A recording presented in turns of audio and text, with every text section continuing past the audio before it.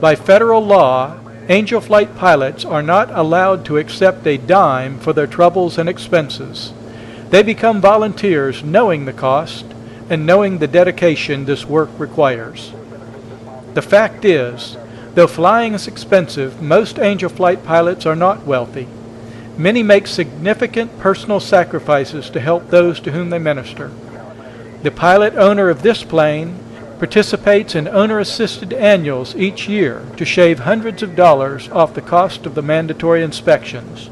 For the past 15 years, our pilot has lived in 2-bedroom apartments, saving his extra cash to put toward Angel Flights.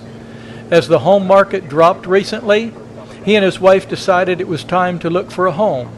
But then they spent 20 months searching for a home priced so that he could keep up his charitable flying. What most people see are the handful of hours pilots spend with passengers. Few have ever had the opportunity you have today to see the multiplied hours pilots spend in support of their charity, behind the scenes, both so they can afford this service, but also to hone and maintain their skills and the airworthiness of their aircraft. This pilot is neither alone nor is he a special case amongst volunteer Angel Flight pilots. It is this dedication of Angel Flight pilots in general that makes Angel Flight a reality. I know one pilot who flew 2 children and a mother home from camp. The round-trip flight took only 3 hours, but a child with a magic marker accidentally drew on the leather in the aircraft, and the pilot spent the better part of 3 days carefully trying to remove most of the stain. You would think this may discourage a pilot from future flights, considering the large investment made in that aircraft. But since that experience, this pilot has flown 47 Angel Flights and has a half a dozen scheduled for the future. Now, what drives pilots to take their prized possession and one of the biggest investments of their lives and use it to help others like this?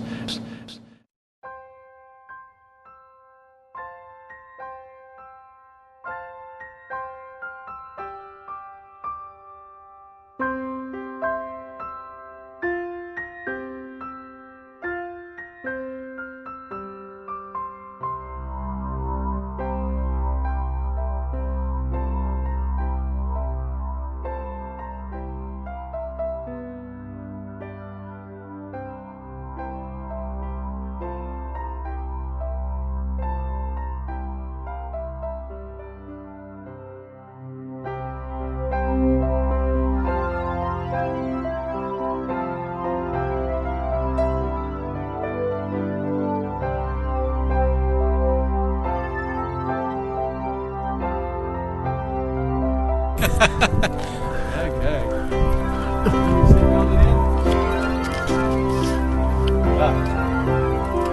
He's trying to get me fines every which way. Here, is that twisted? Yeah, I think it is a little bit. You got a coat on today, so make it a little bit bigger. A little bit bigger. You got that right, Anthony? Yeah. Okay.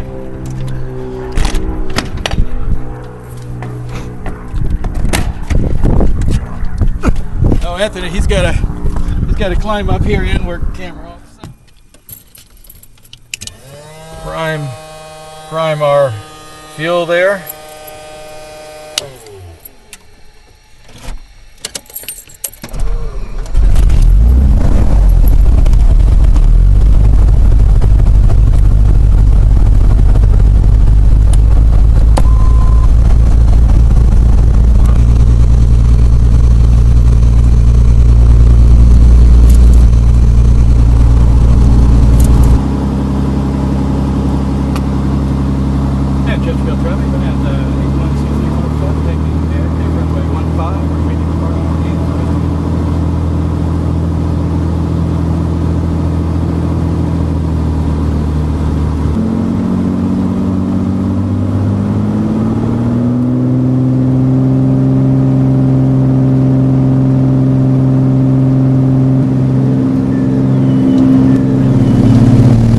You push it down to go forward, go down, pull it back to go up.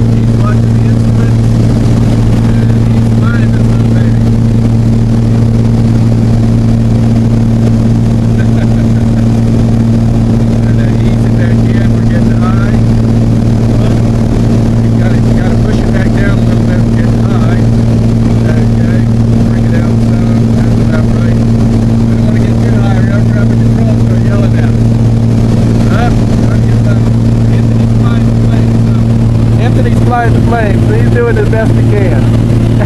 Are you happy about that? Want to say anything? Put it back on autopilot, right? Yeah. You're doing a pretty good job. You're doing a real good job. I want to know. Rebecca said, "Hey, Mom, we're going down." He said, "I could have thought of 1,000 ways to put it that would have been better than that."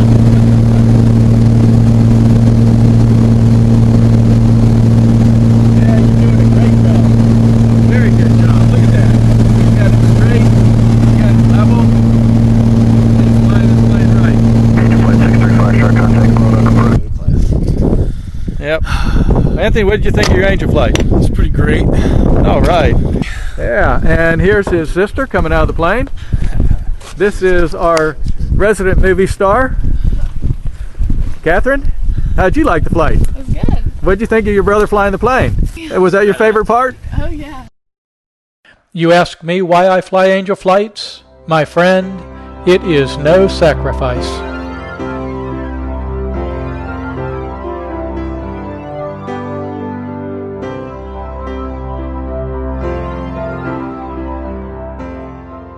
When I met this little girl, I gave her a hug and then jokingly said, "I see you're taking your mommy on an airplane ride today." She smiled sheepishly, but when we arrived at her airport, she gave me a hug and said, "Thank you for flying me and my mommy. But you know, I'm not really taking her, she's taking me."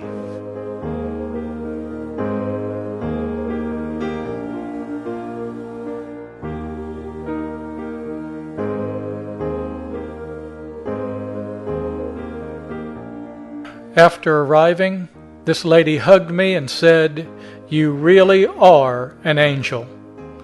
And some people still ask why pilots fly angel flights.